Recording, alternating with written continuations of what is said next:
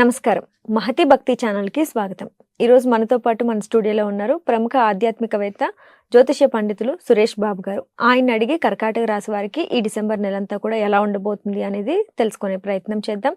అలాగే ఈ రాశి వారికి జాబ్ పరంగా గానీ, వ్యాపార పరంగా, ఆరోగ్య పరంగా ఇంకా ఇలాంటి డౌట్స్ ఏమున్నా కూడా గురుగారు మనకి తెలియజేసే ప్రయత్నం చేస్తారు. సో అడిగైతే తెలుసుకుందాం.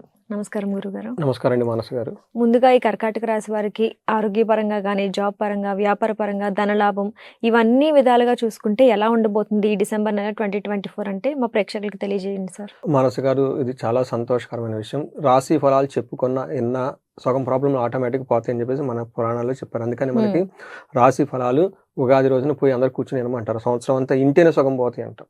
మనిషికి కావాల్సిన 4 పనులు అండి: ధర్మము, అర్థము, కామము, మోక్షము. ఇవి తప్ప వేరే పనులు ఏం లేదు. అయితే ఈ పనులు చేయడానికి చాలా ప్రాబ్లమ్స్ అన్ని ఫేస్ చేయాల్సి ఉంటుంది.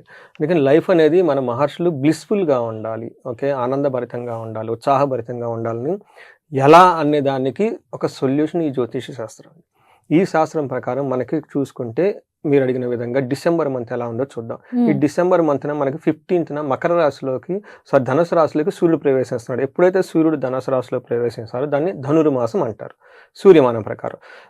ఈ ధనుర్మాసంలో మీకు అందరికి తెలిసిన విషయం ఏంటంటే ముగ్గులు వేయటం స్టార్ట్ చేస్తారు. విష్ణుమూర్తికి ఎంతో ప్రీతిపరంగా ఉంటారు. గొబ్బెమ్మలు పెడతారు. ఇల్లు వాకిళ్ళంతా చక్కగా పెట్టుకొని 30 days మనకు ఒక ఆధ్యాత్మికంగా గడుపుకుంటాం. చివరిలో మనకి మకర సంక్రాంతి జరుపుకుంటాం.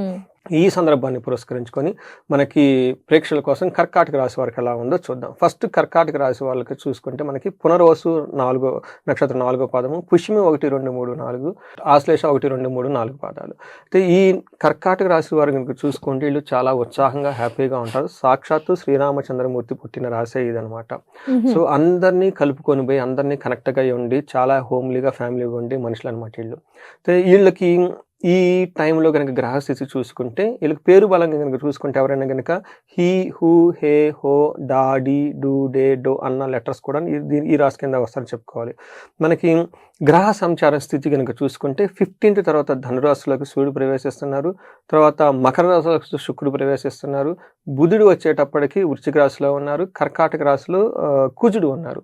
ఈ గ్రహ స్థితిని బట్టి కనుక మనం చూసుకుంటే వీళ్ళకి మనకి సూక్ష్మ గోచారం ప్రకారం కనుక చూస్తుంటే ఎలా ఉంటుందంటే, సూక్ష్మ గోచారం అంటే ఏంటంటే ముఖ్యాంశాలాగా, వార్తల్లో ముఖ్యాంశాలాగా ఒక బ్రీఫ్ షార్ట్స్ లాగా కనుక చూసుకుంటే వీళ్ళకి మనోరుజం, శత్రుపీడ, భార్య సోతాది కలహం, విపత్తిం అని చెప్తారు. అంటే ఫస్ట్ 15 days వీళ్ళకి కొంచెం ఛాలెంజింగ్గా ఉంటుంది. ఏ విషయాల్లో ఛాలెంజింగ్గా ఉంటుంది? అనవసరమైన ట్రబుల్స్ వస్తాయి, భార్య బిడ్డల ద్వారా గొడవలు వచ్చేస్తాయి, శత్రువుల నుంచి కొంచెం ప్రాబ్లమ్స్ ఎదురే అవకాశం ఎక్కువగా ఉంది, మనసంతా సారో విచారంకరంగా ఉంటుంది. ఇది మనకి ఫస్ట్ 15 days. 15 days తర్వాత వచ్చేటప్పుడు వీళ్ళకి చాలా విషయంలో ఇంప్రూవ్మెంట్ ఉంటుంది. ఫస్ట్ వీళ్ళకి వీళ్ళతో పెట్టుకున్న శత్రువులు వీళ్ళ దగ్గరికి వెళ్ళిపోతారు, పరిగెత్తేస్తారు. నెక్స్ట్ ఎప్పటిదాకా గనక ఎవరైనా గనక ఉంటే భార్య బిడ్డలతో గొడవ ఉంటుంది, యువతులతో మాత్రం గొడవ ఉంటుంది, శత్రువు అయితే వెళ్ళిపోతారు అనమాట. అయితే శత్రువు మీద విజయం సాధించే టైం వచ్చేస్తుంది అనమాట. అంత ముందు పాపం వాళ్ళు ముందు ఎవరైతే బాధ పెట్టారో ఆ తర్వాత మనకి సూర్యుడు మారటంతో శత్రువులు వాళ్ళ నుంచి వెళ్ళిపోతారు. అంటే బాధలు అయితే ఉంటాయి కానీ వాళ్ళ నుంచి అయితే వీళ్ళు బాధపడేంత సిచ్యువేషన్ అయితే ఉండదు. తర్వాత సూర్యుడు వచ్చేటప్పుడే వీళ్ళకి ఒక లోహమూర్తిగా ఎంటర్ అవడంతో వీళ్ళు మిక్స్డ్ రిజల్ట్ని తీసుకొని వస్తున్నారు. ఫస్ట్ సూర్యుడు వచ్చేటప్పటికి 6th house లో ఉండటం వల్ల ఎలాంటి విధంగా ఉంటుందంటే అనుకున్న పనులన్నీ అనుకున్న విధంగా తయారైపోతాయి. దాని గురించి ఎక్కడ బాధపడదు. అన్న వస్త్రాదులకి చాలా బాగుంటుంది. అన్నిటి విషయాలు ధైర్యంగా ఉంటారు, హ్యాపీగా ఉంటారు. అయితే వీళ్ళకి ఛాలెంజెస్ కూడా ఉంటాయి. ఎక్కడ ఛాలెంజెస్ ఉంటాయి అంటే 12th house నుంచి చాలా బంధువులకి రోగము, ధన వ్యయము, తర్వాత విష జ్వరాలు వచ్చే అవకాశం ఎక్కువగా ఉంది. హెల్త్ కాంప్లికేషన్ వచ్చేసి అంటే అశుభకృతి వ్యయం అంటారు అనమాట. అంటే హాస్పిటల్స్ కానివ్వండి, గొడవలు కానీ, అనవసరమైన గొడవలు ఖర్చు పెట్టుకునే అవకాశం ఎక్కువ. హెల్త్ పరంగా కొంచెం వీక్ ఉన్నారంటున్నారు. హెల్త్ అని కాదు, ఎస్, హెల్త్ రిలేటెడ్ ఖర్చులు ఎక్కువ పెరిగే అవకాశం ఎక్కువ ఉందని మనం చెప్పుకోవాలన్నమాట. అదే మనకి కుజుడు కనుక చూసుకుంటే కుజుడు వీళ్ళకి సరైన మంచి పొజిషన్లో లేరు. కుజుడు వల్ల చాలా ఇబ్బందులు పడే అవకాశం ఎక్కువగా ఉంది. ఎలాంటి ఇబ్బందులు వస్తాయంటే ఫస్ట్ వీళ్ళకి ఫస్ట్ హౌస్లో ఉండటంతో బంధువులతో గొడవ వస్తుంది, సరిగ్గా భోజనం చేయరు, యక్ష రాక్షస పీడలు అంటారు అనమాట. అంటే తెలవకుండా ఏదో బాధపడుతూ ఉంటారు. నైట్ టైం పడుకుంటే కాళ్ళు లాగటం, గుంజటము, ఏదో బాధపడిపోతూ ఉండే ఉంటారు. అంటే చెప్పుకోలేదు, డాక్టర్ దగ్గర పోతే ఏముండదు కానీ లోన బాధపడుతూ ఉంటాం. ఇలాంటి ప్రాబ్లమ్స్ వచ్చే అవకాశం ఎక్కువగా ఉంది.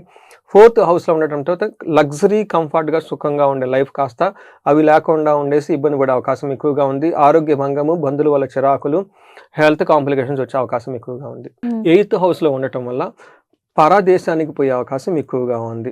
అక్కడ ఇబ్బందులు పడే అవకాశం ఎక్కువగా ఉంది కాబట్టి ఈ మార్స్ వాళ్ళు ఈ రాశికి సంబంధించిన వాళ్ళు కర్కాటక రాశి వాళ్ళు కొంచెం దూర ప్రయాణాలు చేసేటప్పుడు జాగ్రత్తగా ఉండాలి. సో మనకి శుక్రుడిని కూడా వీళ్ళకి మీద ఇంపాక్ట్ ఉండకుండా శుక్రుడు కూడా వీళ్ళకి మిక్స్డ్ రిజల్ట్ ఇస్తారని చెప్పుకోవాలి. శుక్రుడు ఏ విధమైన రిజల్ట్ ఇస్తారంటే వీళ్ళు 7th హౌస్ 1st హౌస్లో ఉంటారు. 7th హౌస్లో ఉండటంతో భార్యతోటి పార్ట్నర్స్ తోటి తర్వాత స్త్రీలతో భేదాభిప్రాయము సుఖ వ్యాధులు ఇలాంటికి సంబంధించిన విషయాల్లో అతిగా కోప్పడే అవకాశం ఎక్కువగా ఉంది. కానీ వీళ్ళకి శరీరం మీద శుక్రుడు ఉండటంతో ఎలా అంటే చాలా చక్కగా డెకరేట్ చేసుకోవటం, అందంగా ఉండటము, తర్వాత పరస్త్రీలతో చాలా హ్యాపీగా గడపటము, ధనము, నూతన వస్తువులు కొనుక్కోవటము, వాహనము, అనుకున్న పనులన్నీ పూర్తి చేసుకోవటం, లగ్జరీగా కంఫర్ట్గా చాలా డిగ్నిటీగా డెకరేట్ చేసుకోవటం, శోభాయమానంగా కనిపించడం, ఈ పనులన్నీ చేస్తూ ఉంటారు అనమాట. ఇవి మనకి శుక్రుని వల్ల. అయితే మనకి అంగగోచారం అనేది ఒక కాన్సెప్ట్ ఉంది. ఇందులో మనకి నక్షత్రం వైజ్ మనం ప్రిడిక్ట్ చేసుకోవచ్చు. ఈ కర్కాటక రాశిలో 3 నక్షత్రాలు ఉంటాయి. అవి వచ్చి పునర్వసు, పుష్యమి, ఆశ్లేష నక్షత్రం. ఇందులో మనకి పునర్వసు నక్షత్రం వాళ్ళు చాలా కేర్ఫుల్గా ఉండాలి.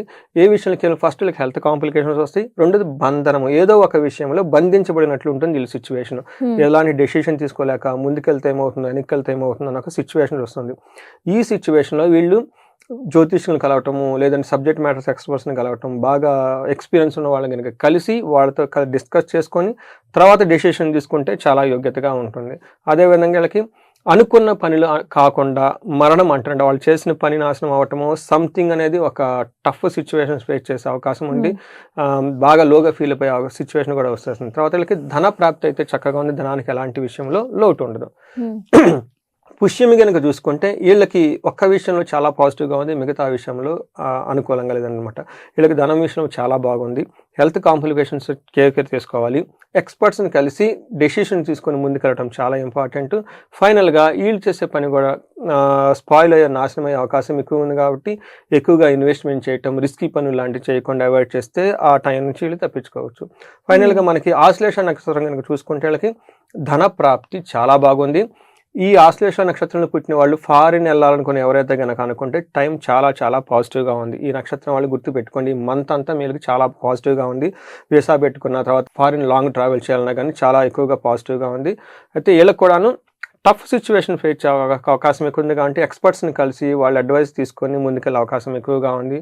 ఆధ్యాత్మిక పరీక్షలు కానివ్వండి, గురువులు కానీ లేదంటే ఆస్ట్రాలజీ కనుక కలిసిన తర్వాత వాళ్ళకి చాలా క్లారిటీ వస్తుంది. దాని అనుగుణంగా వాళ్ళు డెసిషన్ తీసుకోవచ్చు. ఫైనల్గా వీళ్ళు హెల్త్ కాంప్లికేషన్ చూపిస్తుంది కాబట్టి మంచి డైటీషియన్, న్యూట్రిషన్ ఫుడ్ తీసుకొని హెల్త్కి సంబంధించిన విషయాల్లో కేర్ఫుల్గా ఉండాలి. పరిగెత్తి పాలు తాగినట్టు లేకుండా స్థిమితంగా ఉంటే కనుక ఈ టైం కనుక పాస్ చేస్తే ఆశ్లేష నక్షత్రం వాళ్ళకి చాలా బాగుంటుందని మనం చెప్పుకోవచ్చు. ఇవి కాకుండా మనకి మృత్యు నక్షత్రాలు ఉంటాయి జ్యోతిష శాస్త్రంలో. ఇవి చాలా సెన్సిటివ్ పాయింట్స్ అనమాట. అంటే అనుకోని విధంగా అన్ఎక్స్పెక్టెడ్ ప్రాబ్లం జరిగే అవకాశం ఉంది. వీళ్ళలో పుష్యమి నక్షత్రం వాళ్ళు చాలా కేర్ఫుల్గా ఉండాలి. ఎందుకంటే ఉత్తరాభాద్ర నక్షత్రము, తర్వాత ఉత్తర ఫాల్గుణ నక్షత్రాలు రాహుకేతులు ఉండటం వల్ల వీళ్ళకి పరిహారాలు ఏం చేసుకోవాలంటే పర్టికులర్ పుష్యమి నక్షత్రం వాళ్ళు ఎవరైతే ఉన్నారో ఖచ్చితంగా దుర్గాదేవిని విజిట్, అమ్మవారిని టెంపుల్స్ని విజిట్ చేయటం, దుర్గా సప్తస్లోకి చదువుకోవటం, లేదంటే చండీ పారాయణ చేయటము, చండీ హోమం చదువుకోవటము, ఇవి కనుక చేస్తే చాలా బాగుంటుంది వాళ్ళకి. మిగతా నక్షత్రం వాళ్ళు మహాన్యాసపూర్వక ఏకాదశి రుద్రాభిషేకం చేయించుకున్న బాగుంటుంది.